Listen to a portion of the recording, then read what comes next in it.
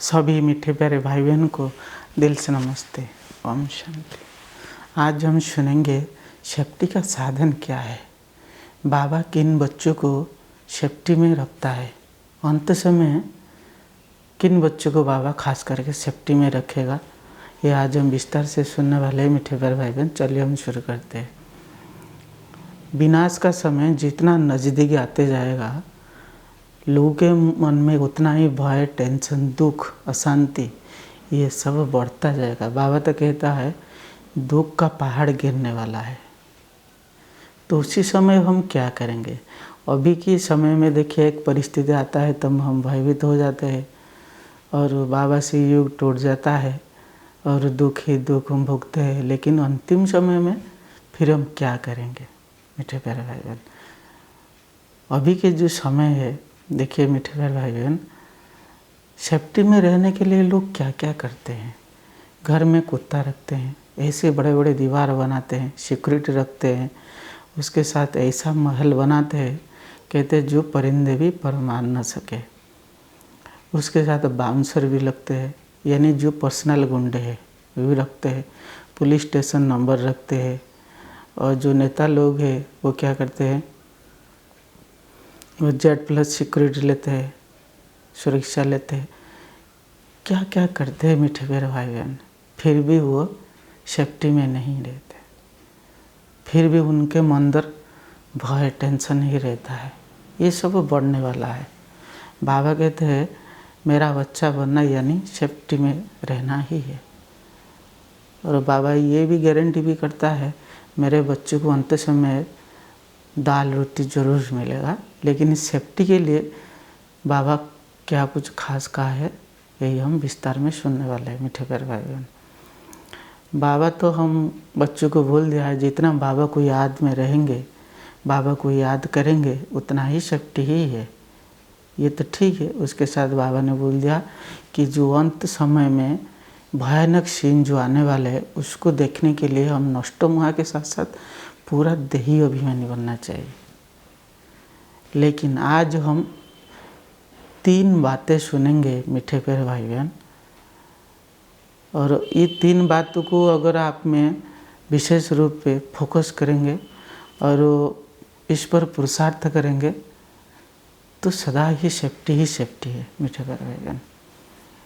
यमराज भी आपको छू नहीं सकेगा और मृत्यु जब आपके पास आएगी तो आपको पूछेगा अभी जाना है। जब तक आपके मन में संकल्प नहीं उठता है कि अभी हम जाना है घर, तब तो मृत्यु भी आपको छू नहीं सकता। इसी तरह 3 लेयर की सिक्योरिटी। पहला है दुआएं, दूसरा है पवित्रता, तीसरा है बाबा की याद।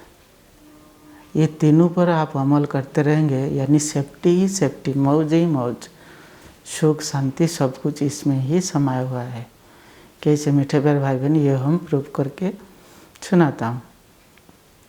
हम सब जानते हैं, बाबा ने मुरली भी बहुत बार चला है, दुआएं दो दुआएं लो। दुआएं के अंदर इतना शक्ति होती है आप सोच भी नहीं सकते।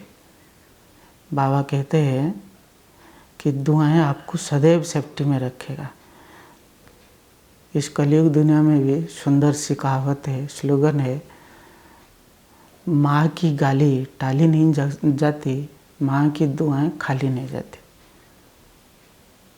उसके साथ हम सब जानते हैं जहाँ दवा काम नहीं करते यहाँ दुआ काम करते हैं। देखिए एक मरीज होता है जो सीरियस पेशेंट होता है, जब डॉक्टर उनको मना कर देते हैं अभी मेरे हाथ में नहीं है, ये व्यक्ति, ये मरीज अभी कुछ दिन के मेहमान है, उनका मृत्यु जरूर होगा, मैं कुछ नहीं कर सकता, ये हाथ ऊपर उठा देता है। तो फिर लोगों के पास मैसेज चला जाता है ये व्यक्ति ज़्यादा दिन बचने वाला नहीं है। तो लोग क्या करते हैं, प्रेयर करते हैं, मेडिटेशन करते हैं या पूजा करते हैं और यज्ञ रचते हैं, जो अच्छे लोग के लिए। जो बुरे लोग हैं वो तो कहते हैं कि वो मर जाना अच्छा ही है। फिर लोग क्या करते हैं, इस तरह करते हैं, जो प्रेयर करते हैं, भगवान की याद करते हैं, तो उनके पास दुआएं आती है, फिर वो उनके साथ कुछ चमत्कार हो जाता है, फिर वो बच जाता है, यानी बीमारी भी ठीक हो जाता है। देखिए दुआएं के अंदर इतना ताकत होती है। बाबा इसलिए कहते हैं दुआएं से झोली भर दो, दुआएं से हमें अभी से झोली भरना है। देखिए दुआएं ऐसा एक शक्ति है, आप कहाँ भी जा रहे हैं, कुछ एक्सीडेंट होने वाला है तो ये जो दुआएं की शक्ति आपके पास है तो आपका क्या होगा, छोटे रूप में हो जाएगा। बड़ा सा पत्थर गिरने वाला है तो क्या होगा, रोई बन जाएगा, पहाड़ से रोई बन जाएगा। यानी आपको वो कुछ नहीं कर सकेगा, कहाँ छोटा सा खरोच होगा वो फिर ठीक हो जाएगा। दुआएं के अंदर ये शक्ति है। अगर दुआएं नहीं है तो आपको ये मुसीबत का सामना करना पड़ेगा, पत्थर को सहन करना पड़ेगा। दुआएं के अंदर इतना ही शक्ति है। तो दुआएं हमें कैसे मिलती है मीठे प्यारे भाई बहन? ऐसे नहीं कि कोई जो कहते हैं ब्राह्मण लोग आशीर्वाद कर दे दुआएं मिल जाए, ऐसे नहीं, मुख से बोल दे वो नहीं। दुआएं जो है दिल से निकलती है। जो हम आज 3 प्रकार के दुआएं के बारे में सुनेंगे। एक परमात्मा से दुआएं मिलती है, दूसरा सभी मनुष्य आत्मा से मिलती है, फिर तीसरा है जानवर पंछी से मिलता है दुआएं। तो पहला जो परमात्मा से दुआएं मिलती है मीठे प्यारे भाई बहन, हम सब जानते हैं, बाबा ने मुरली में कह दिया है, आज्ञाकारी बनना है, वफादार बनना है, ईमानदार बनना है। उसके साथ बाबा कहते हैं सपूत बच्चों के ही दुआएं मिलते हैं। और बाबा कहते हैं सच्चे रहना है, भगवान के साथ सच्चा रहना है, सच्चे दिल पर साहिब राज। यानी बाबा की श्रीमत पर चलते रहेंगे, फॉलो फादर करते रहेंगे, बाबा की हर बात को आप मानते रहेंगे तो ऑटोमेटिकली दुआएं मिलते हैं। लौकिक में हम सब जानते हैं माँ बाप किन बच्चों पर राजी रहते हैं, जो उनके आज्ञाकारी है। मेरी बात आप मानते हैं तो मुझसे भी दुआएं निकलती है, पहली बात। फिर दूसरा बात, बाबा की कार्य में जितना हम मददगार बनेंगे बाबा भी हमको मदद करेगा, दुआएं ऑटोमेटिक ही मिलेगी। कहते हैं देंगे तो लेंगे, देना ही लेना है। हम भगवान के कार्य में मदद करते हैं, बाबा भी हमें मदद करते हैं। इसलिए कहते हैं, ये भी अच्छा स्लोगन है, परमात्मा को ध्यान करो तो वो तुम्हारा ध्यान रखेगा, भगवान को ध्यान करेंगे तो भगवान तुम्हारा ध्यान रखेगा। यानी हमें इसी तरह भी कार्य करना है। यानी दुआ से ये भी परमात्मा की झोली पहले हो गया, फिर दूसरी बात इंसान की झोली, जो झोली दुआ से कैसे बनना है। इंसान को हमें खुशी करना, राजी करना या सुख देना, ये भी दुआओं से पात्र बन जाते हैं। किसी को भी हमें दुख नहीं देना है, चाहे ब्राह्मण आत्मा हो चाहे लौकिक आत्मा हो, किसी को भी नाराज नहीं करना है, तंग नहीं करना है, सबको सुख देना है। हम सब जानते हैं कोई व्यक्ति जो मुसीबत में है, बड़ा विपद में फंसे हुए हैं, दुख में तड़प रहे हैं, तो उसी समय कोई उनको सहारा नहीं मिलता है, उनको कोई सहयोग नहीं देता है। उसी समय अगर हम हेल्प करें तो उनके अंदर से दिल से दुआएं निकलती है। ये भी हम झोली भरना है, सभी आत्माओं से दुआएं लेना है, चाहे छोटे हो चाहे बड़े हो। फिर तीसरा है जानवर पंछी। जानवर पंछी देखिए, कुत्ता को आप खाना खिलाते हैं तो कुत्ता भी आकर पास में बैठता है, फिर पूंछ हिलाता है, फिर भू भू करता है, आपके पास घूमता रहता है। ये भी प्यार के इजहार कर रहा है वो पूंछ हिलाकर। इसलिए भक्ति मार्ग में भी यही भी कहावत है, कौवा को खिलाओ, गाय भैंस को खिलाओ तो भी आपके जो विपद है वो टल जाएगा, दुख भी दूर हो जाएगा। लोग कहते हैं फिर घर में पैसा धन वो बढ़ता है। चाहे जैसे वो, इन तीनों से हमें दुआएं भरपूर लेना है, अपना झोली भरना है। बाबा के तो अभी सुनहरा मौका है, इसको बाबा ज्ञान अभी दे रहे हैं। फिर दूसरा बात है मीठे प्यारे भाई बहन, परमात्मा की याद। हम सब जानते हैं, बाबा ने मुरली में कह दिया है, जो मुझे 8 घंटा याद करता है मैं उनको क्या कहते हैं, छत्र छाया के अंदर रखता हूँ। बाबा की याद एक हमारे लिए एक छत्र छाया है, जितना बाबा को याद करेंगे वो इतना ही सेफ्टी है। माया भी पास नहीं आता है, दुख दर्द भी नहीं होता है। जब बाबा को हम भूल जाते हैं तब हम दुख दर्द टेंशन माया सब आते हैं। इसलिए बाबा की याद बहुत ज़रूरी है।